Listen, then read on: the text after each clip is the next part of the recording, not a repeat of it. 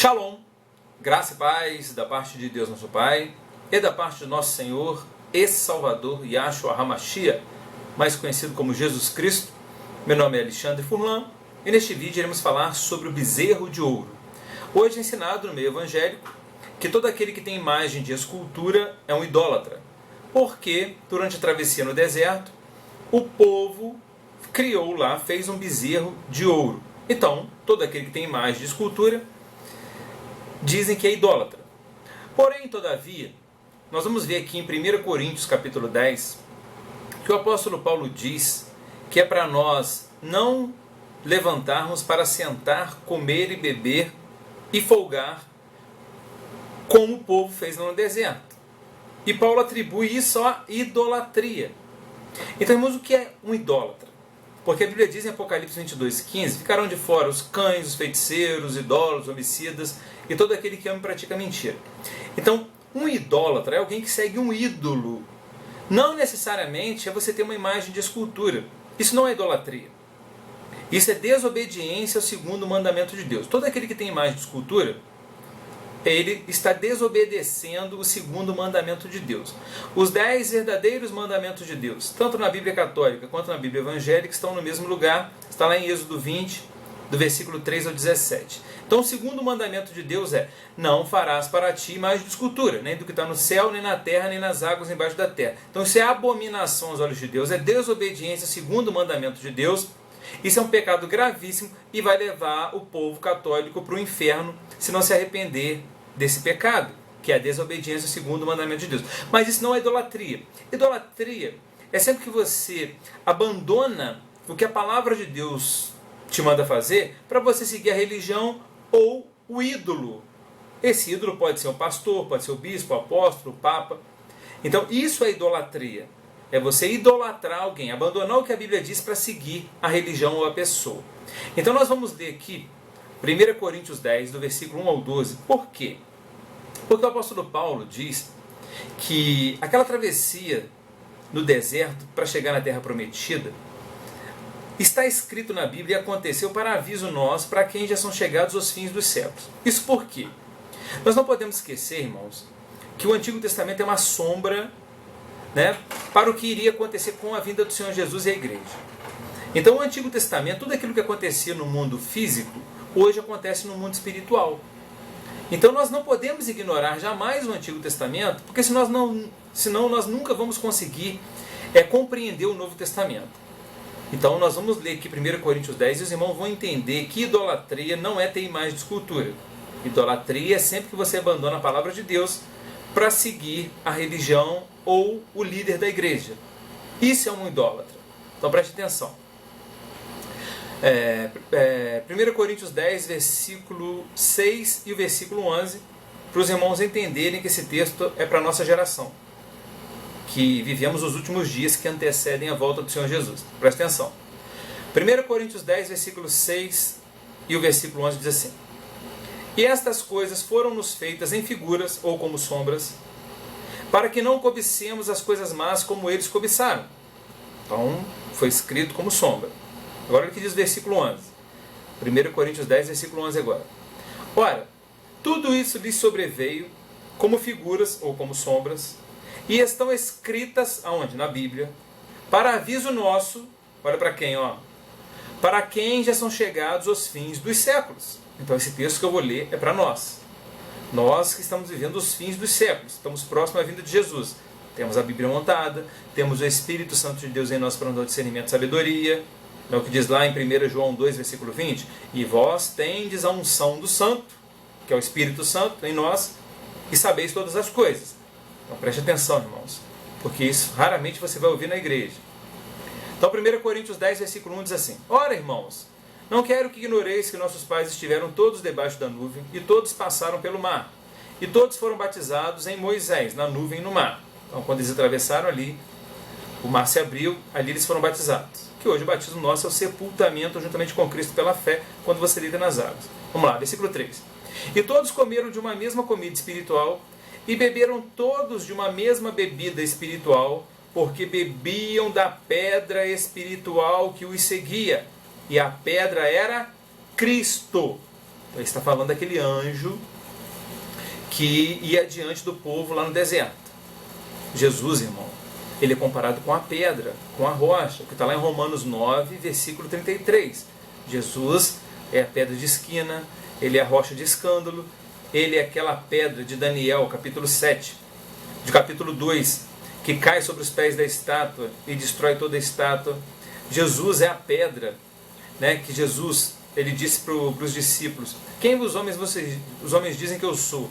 Uns dizem que tu é profeta, tu és Elias. Aí Jesus pergunta: e vocês, quem vocês dizem que eu sou? Aí Pedro pergunta: tu és o Cristo, o Filho do Deus vivo. Aí Jesus disse: muito bem, Simão Bar-Jonas, porque não foi a carne e o sangue que te revelaram, mas foi meu Pai que está nos céus. Eu te digo, e tu és Pedro, e sobre esta pedra, que é ele, edificarei a minha igreja. E Jesus é o verbo e a palavra. Então a pedra é ele, a palavra. Por isso que ele diz em Mateus capítulo 7, que ele assemelha ao homem prudente, aquele que edifica a sua casa sobre a rocha. É ele, a casa somos nós e ele é a rocha. E aquele que ouve as palavras dele as obedece. Então, irmãos, lembre-se, o escritor da carta aos Hebreus, em Hebreus 5, versículo 9, diz que Jesus veio ser a causa da eterna salvação para todos os que lhe obedecem. Jesus não veio salvar quem tem fé nele, porque todas as religiões têm fé em Jesus. Ele veio salvar quem obedece. Leia sua Bíblia, Hebreus 5, versículo 9. Vamos lá. 1 Coríntios 10, versículo 4. Vou repetir o 4. E beberam todos de uma mesma bebida espiritual, porque bebiam da pedra espiritual que os seguia, e a pedra era Cristo. Era aquele anjo lá que Deus disse que levava o nome dele, que era para ouvir tudo que aquele anjo dissesse. Vamos lá. 1 Coríntios 10, versículo 5. Mas Deus não se agradou da maior parte deles. Por isso foram prostrados no deserto. Ou seja, por isso morreram no caminho.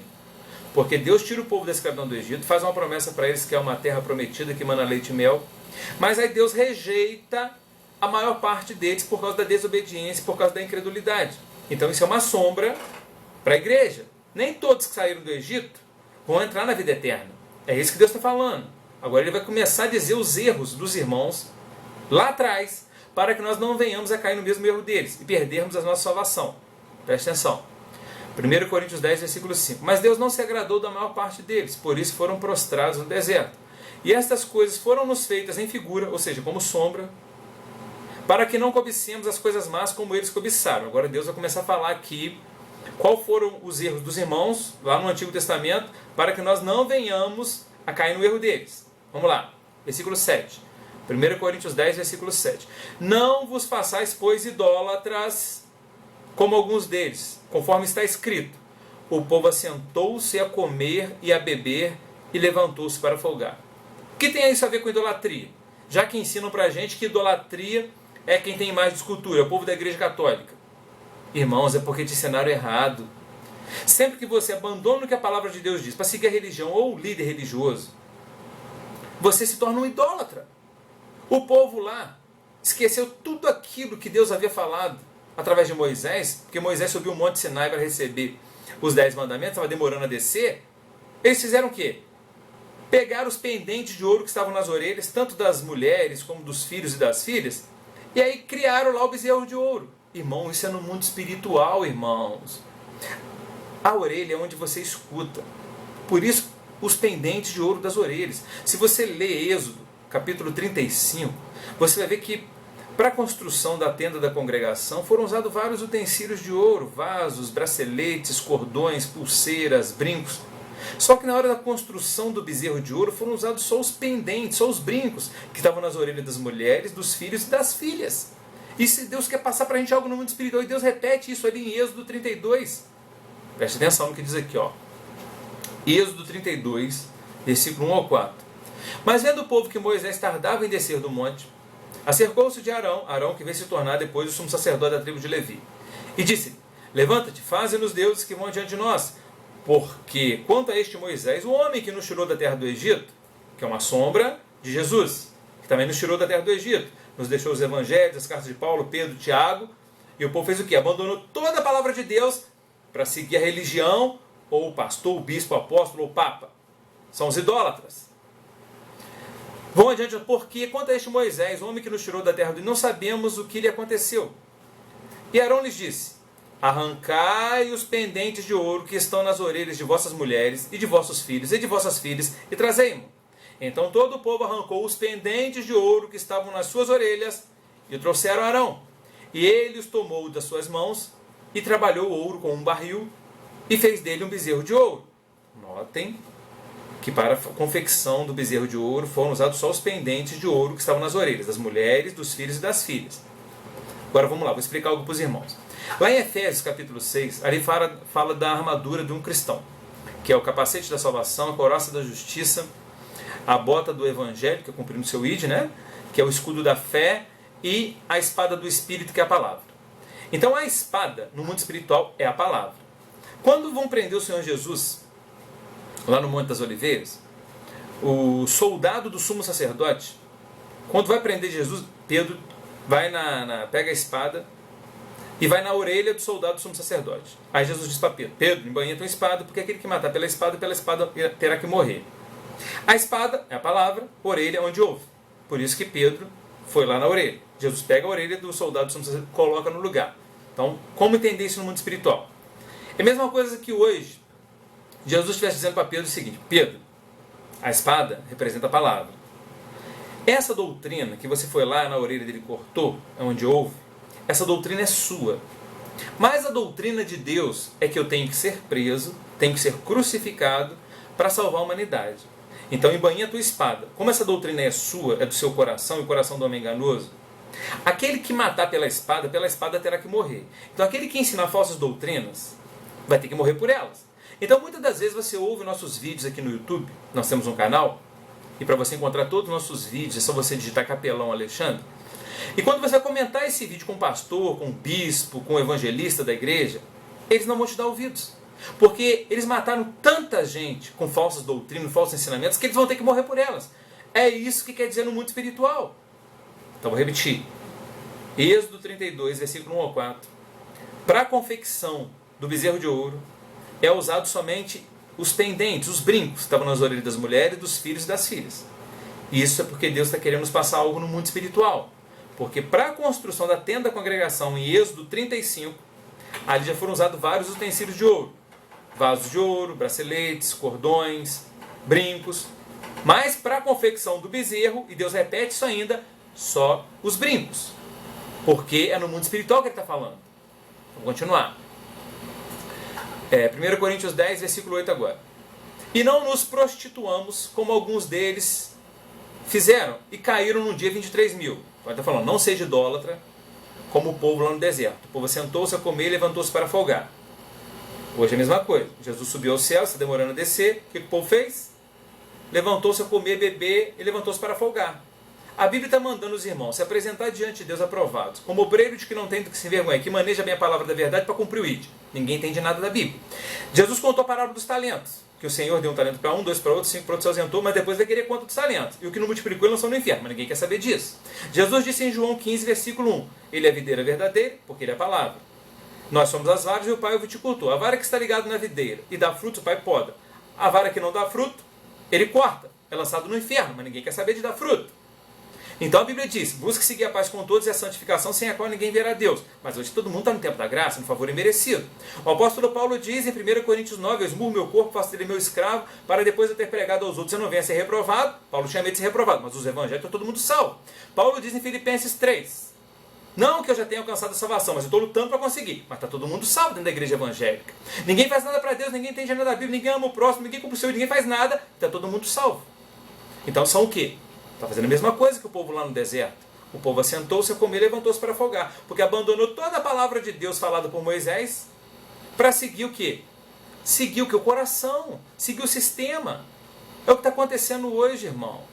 Então nada está na Bíblia por acaso. Por isso que nós vimos aqui em 1 Coríntios 10, versículo 6 e versículo 11, que essas coisas aconteceram como figuras, como sombras, e estão escritas aonde? Na Bíblia, para aviso nosso, para quem já são chegados aos fins dos séculos. Agora está dizendo aqui, outro erro dos irmãos lá, que é sombra para a gente. 1 Coríntios 10, versículo 8. E não nos prostituamos como alguns deles fizeram e caíram num dia 23 mil. Quando foi isso? Foi quando Balaão disse para Balaque, olha, não pode vencer esse povo porque Deus é com eles. Mas se você introduzir mulheres no meio deles, eles vão se prostituir com elas, vão adulterar, e aí Deus vai abandonar eles e vocês vão vencer. Esse foi o tropeço que Balaão, né, usou lá, falando para Balaque. Vou ler aqui para os irmãos, Números 31, versículo 15 e 16, assim. E Moisés disse-lhes: deixaste ver todas essas mulheres, eis que estas foram as que, por conselho de Balaão, que disse para Balaque, né, que deram ocasião aos filhos de Israel de transgredir contra o Senhor Deus no caso de Peor. Por isso houve aquela praga entre a congregação do Senhor Deus. Vamos lá, agora outro texto, para aviso nosso, para quem não chegar nos últimos dias. 1 Coríntios 10, versículo 9. E não tentemos a Cristo, como alguns deles também tentaram e pereceram pelas serpentes. Porque Cristo era aquele anjo que estava seguindo, estava à frente do povo no deserto. Então Deus mandava o maná, e o maná representa a palavra, representava o próprio Jesus ali, porque está lá em Deuteronômio 8, né, que Deus conduziu o povo para o deserto, humilhou eles, deixou sentir fome, sede, para eles entenderem, enviou o maná, né, que nem ele nem os pais deles sabiam e conheceram, para eles entenderem que nem só de pão viverão, mas de toda a palavra que sai da boca de Deus. Então, Deus mandava o maná diário, eles começaram a querer comer carne, e aí começou a falar o mal do maná, chamaram o maná de pão vil, e o maná representava a palavra, o próprio Senhor Jesus, o verbo, e aí Deus mandou as serpentes. Então, Jesus disse, assim como Moisés levantou a serpente no deserto, João 3,14, assim importa que o Filho do Homem seja levantado. Então a gente não pode cair mesmo do erro deles. Por quê? No mundo teríamos aflições. Jesus disse que aquele que quiser vir após mim, negue-se a si mesmo, pegue sua cruz e me siga. Aquele que perder a sua vida por amor de mim, esse que vai encontrá-la. Mas hoje na igreja evangélica é o evangelho da prosperidade, a campanha disso, a campanha daquilo, tudo mentira. Vamos lá. 1 Coríntios 10, versículo 10 agora. E não murmureis como também alguns deles murmuraram e pereceram pelo destruidor. Como assim? Essa murmuração foi porque o povo queria comer carne. Teve desejo da carne. Voltar para o Egito. Queriam comer as cordonizes. Aí Deus mandou. Quando eles estavam com a cordonize na boca, veio o destruidor e matou eles. Isso é no mundo espiritual, irmãos. Por isso que Paulo disse que aconteceu e está escrito para aviso nosso. Hoje você está na caminhada, no deserto. Porque você vai passar pelo deserto. Ou você está pensando por que Deus conduziu o filho dele para o deserto, depois do batismo. É para mostrar para mim e para você que nós vamos ser conduzidos para o deserto também. É lá no deserto que nós somos purificados.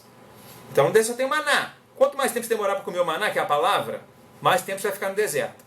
Aí o povo fez o quê? Estava muito difícil o deserto. Começaram a querer voltar para o Egito comer carne.